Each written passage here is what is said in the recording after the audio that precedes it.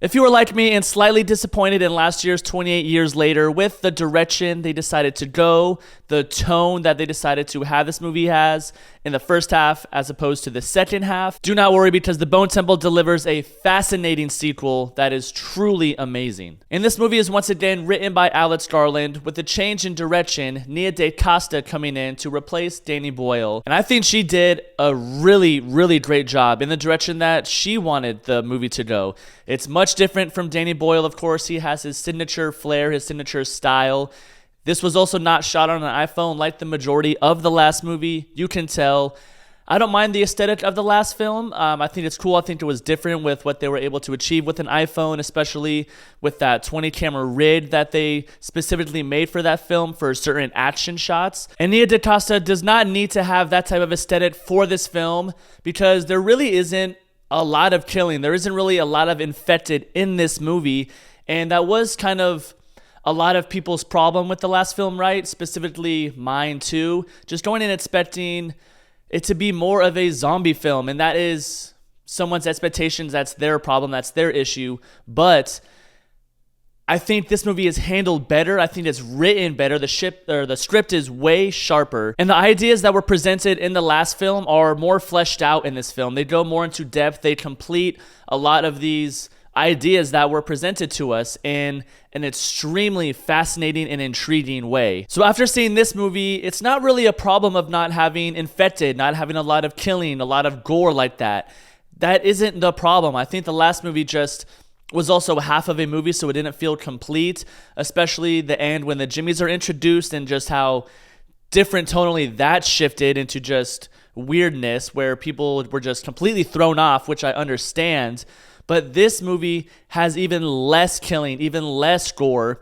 I think there might be 2 kills, maybe 3. I think only 2 if I'm remembering correctly, that are by the infected at least. There is other killing, but that is done mainly by the Jimmies, which is also what makes this movie so thought-provoking in that same way. And a lot of zombie, a lot of apocalypse stories, movies kind of introduce this idea of, are the real monsters the infected, the zombies, whatever it is? Or are the real monsters the people, the human beings, and what they become, what they're willing to do to survive? And that is a major theme in this film. Pretty much half of the movie as we're focused on Jimmy's for one half, Spike, how he's joined them, his whole journey with them, how he's really kind of trapped with them. He gets rescued at the end of the last film by the Jimmies when that whole weird tonal shift changes, and he becomes one of them at the beginning of this film. And just so I put it out there, there will be slight spoilers. It's been almost a week since the movie came out. But anyways, at the beginning,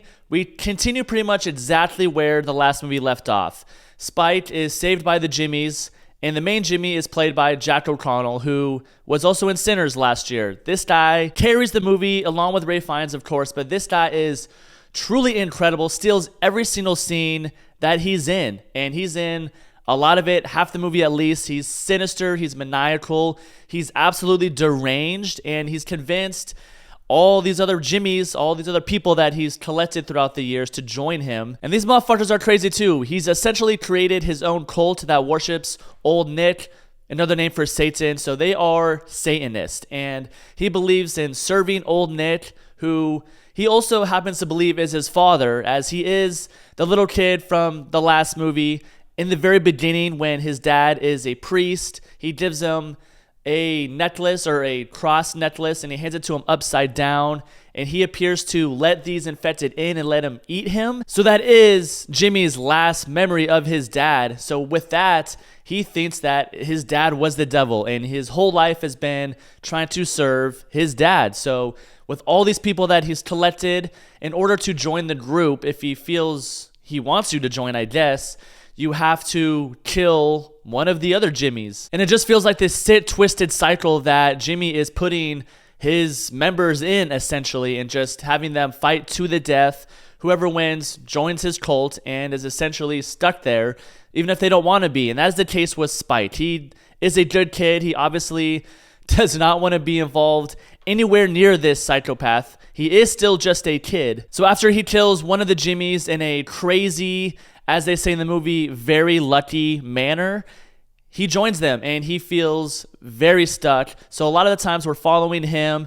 he's trying to escape, he's trying to find his way out, and he really can't do that. He can't seem to escape. Now, with the other part of this movie that we're following, the other half is, of course, Ray Fiennes from the last film, Dr. Kelson. We pretty much started the same spot where we left off with the last movie with him as well. He's kind of sort of trying to get a relationship with that alpha zombie. And right away, we pretty much see the relationship develop a little bit more as he's throwing those darts at him or spitting those darts through the tube into his neck, essentially paralyzing him in some sort of way. And we didn't really know what that was in the last movie. If I remember right, we might have, but anyways, it ends up being morphine. So he's drugging this alpha zombie in order to kind of study it in some sort of way. And also right away, we end up finding out that he names him Samson, and they develop this relationship immediately, and it ends up being that Samson keeps coming back.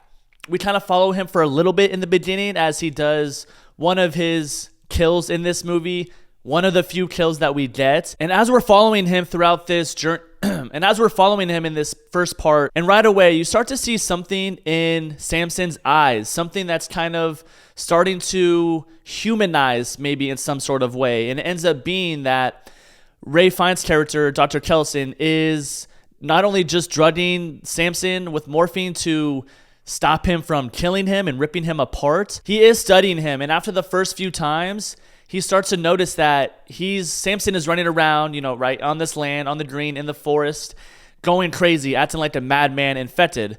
But as soon as he pulls up to where Dr. Kelson is with all the bones, the bone temple, he stops. And it seems like he recognizes Dr. Kelson in some sort of weird way to where he doesn't want to kill him.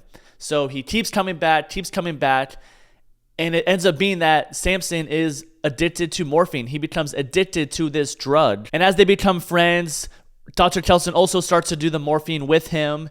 As they get more of a relationship going, he starts to wonder if this rage virus is treatable in some sort of way. And as he gets more into this relationship with Samson, he does also start to see that glimmer of human coming back in some sort of way. The more drugs that he gives him, he starts to notice, like I said, in his eyes, something real coming out. And that's when he comes to this conclusion of the rage virus, if it's treatable, what do they see when they're killing someone, right? Because he says that they're killing babies, they're killing kids, all these things that aren't really threats to them.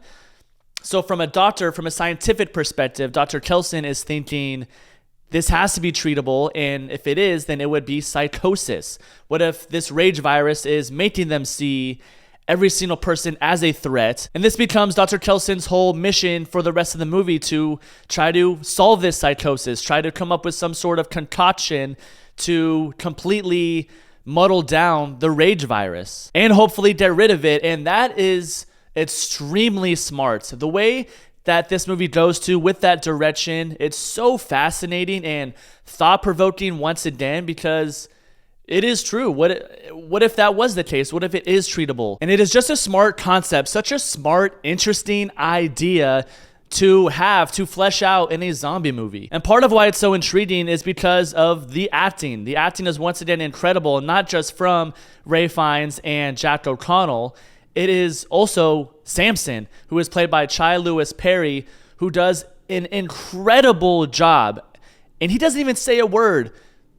Like I said, there will be spoilers. I've kind of already spoiled a lot, but he does end up saying a word at the end of the movie as he is slowly starting to gain back memories from when he was a human. So as Dr. Kelson keeps giving Samson more and more drugs, more morphine every single day as he comes by, because he is addicted, his mind is becoming unclouded very slowly. So he's starting to regain that function in his brain that is humanizing him once again. And they do such a good job with you feeling for Samson, you starting to connect with this character, because one, he is an amazing actor, and just his eyes, his expressions, what he does, his movements kind of tell you everything that you need to without saying a word. And when he does finally say that one word towards the end of the movie, it is like a holy shit moment, in the fact that he is remembering something as a kid, and it's just one word that he says, but it just brings that kind of hope, especially to not only the world, all the people that are stuck on this island still, isolated from the rest of the world for Dr. Kelson, and he was right. He was able to fix this virus, essentially. Now, back to the Jimmies and following them, what they're doing. They are terrible people. They are absolute psychopaths, deranged, but they're also kind of fallen victim to Jimmy. In some sort of way, he has also clouded their mind, clouded their judgment in the same way that this rage virus sort of has. They are murderers, and not only just murderers. There is one scene where they hang up 3 or 4 people in this barn that they go to their house that they find, and they want to serve Old Nick, right? That's Jimmy's whole point. Sacrifice these bodies for Old Nick, for his dad, aka Satan, and they don't just murder them. He wants their shirts, as he says. So the other Jimmies, yeah, they just take off their shirts, right? Rip them up. Nope. They proceed to take their shirts off, but then they skin them alive in the shape of a t-shirt. So they keep the skin on the arms, and they keep the skin on right here above the neck, right? So everything else, just skin taken off, and it is brutal. I know for some it's going to be hard to watch, but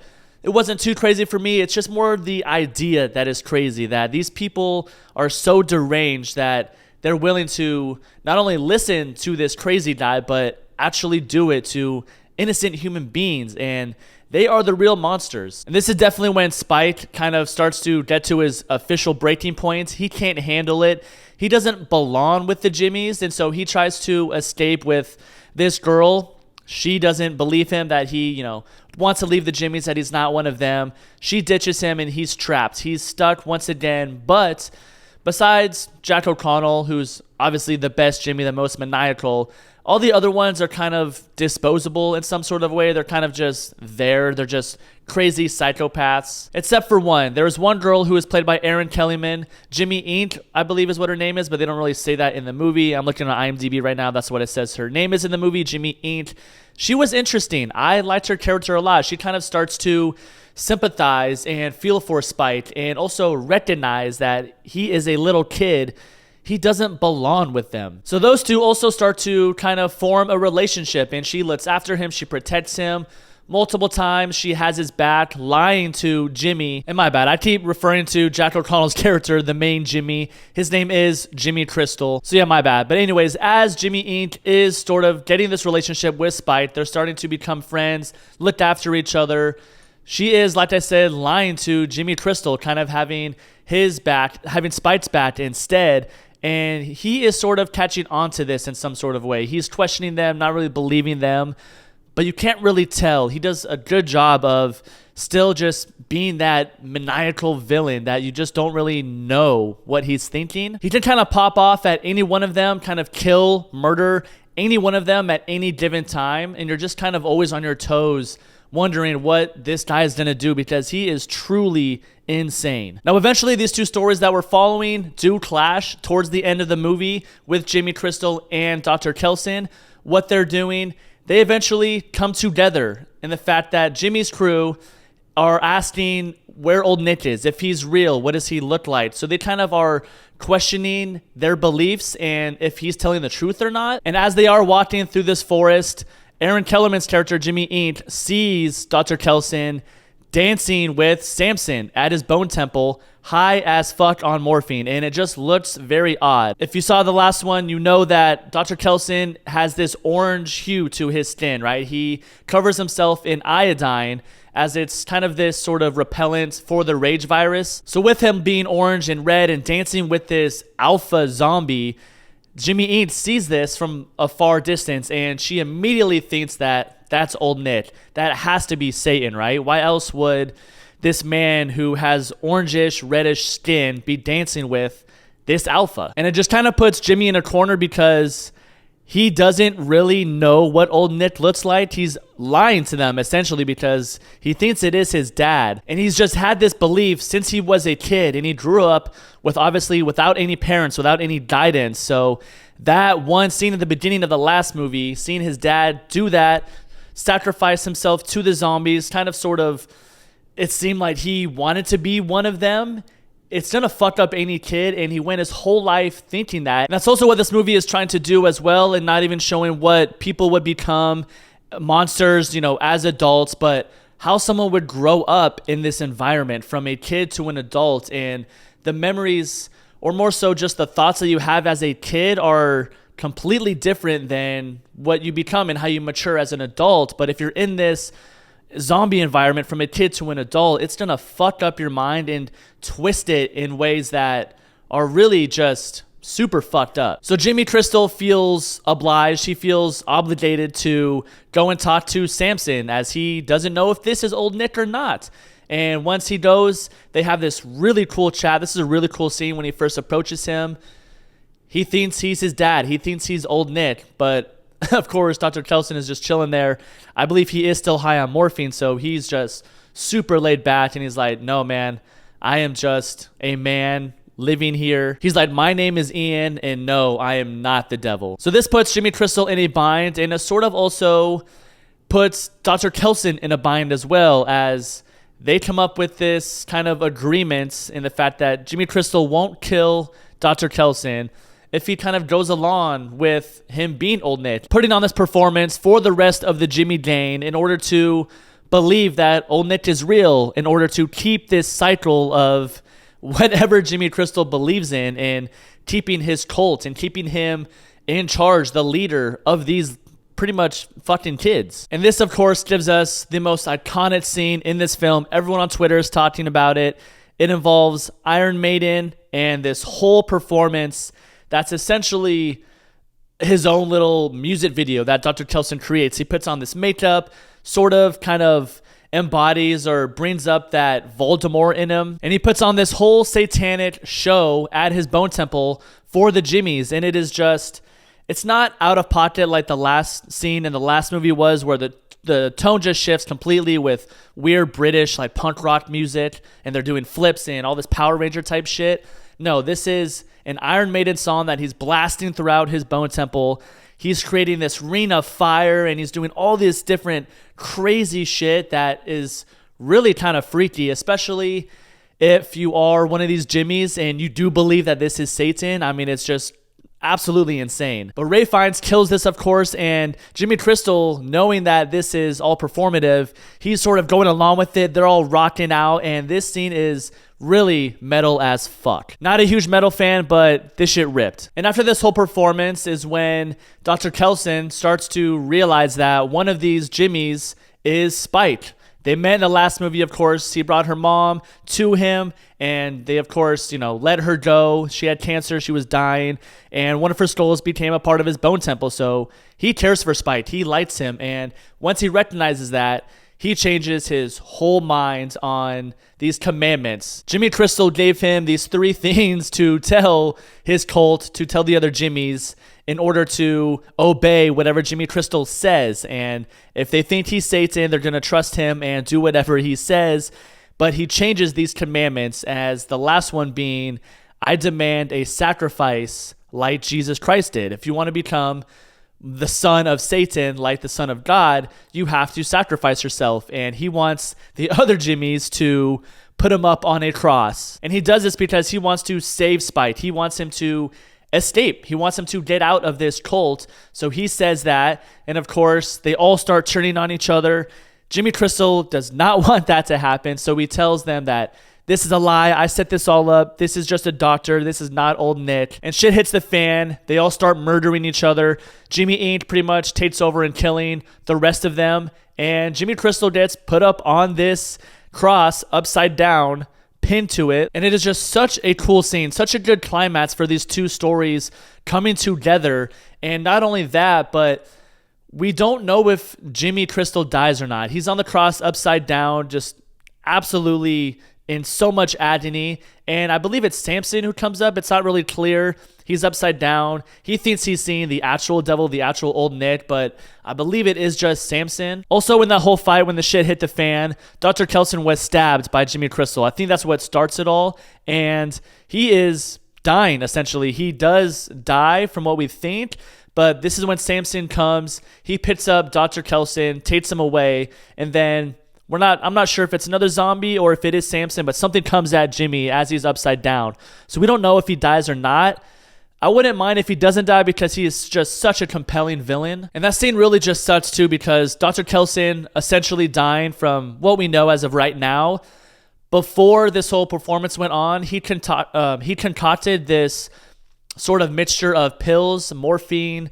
I don't know what the other pills are. Other sedatives, opioids maybe. I'm not sure. They don't ever tell us. But whatever he concocts, it pretty much completely unclouds Samson's mind. And this is what allows him to speak that one word. So if he dies, does that recipe for the cure die with him? Is Samson going to bite him or do something to him to revive him? Maybe he's going to get the virus and then they can concoct it together. I don't really know what's going to happen, but if Ralph Fiennes or Jimmy Crystal isn't in the next movie, I would be a little surprised. I'm sure Samson is going to be because he is also extremely compelling. I do think that it is pretty unlikely that you are able to revive someone who is dead by giving them the virus. Although I don't know if we know 100% for sure if that's not possible, but just a theory. But with how awesome that climax was, there's still one more huge scene at the end that I didn't see coming. I knew that he was going to be in the third one if it was going to be made, which it officially is. But the very last scene we did, the very last 5 minutes,